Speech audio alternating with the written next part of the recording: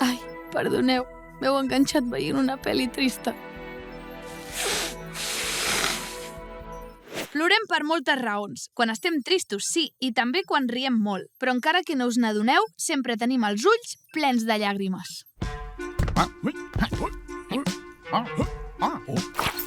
L'ull està sempre recobert d'una fina capa de llàgrimes. Serveix per protegir la còrnia, que és la primera capa de l'ull, de pols i coses que venen de fora. Cada vegada que parpellegeu, les escampeu.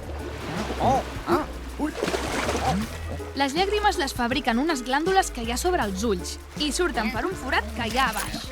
A vegades pot embussar-se i queda l'ull ple de llàgrimes.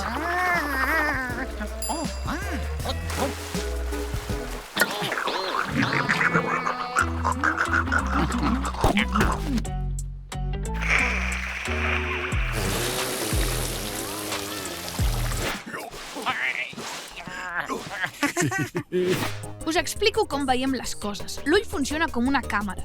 Les imatges entren per la còrnia i s'enfoquen després en una lent que es diu cristal·lí. Les imatges arriben així a la retina, que és com una pantalla de cinema. Les cèl·lules que hi ha allà llegeixen la informació i me l'envien a mi a través del nervi òptic. Com que teniu dos ulls, la informació m'arriba per duplicat i lleugerament diferent. Llavors jo processo la informació i per això podeu veure-hi en 3 dimensions, com si portéssiu posades ulleres de realitat virtual tot el dia. Mola, no? Si tinguéssiu només un ull, ho veuríeu tot pla.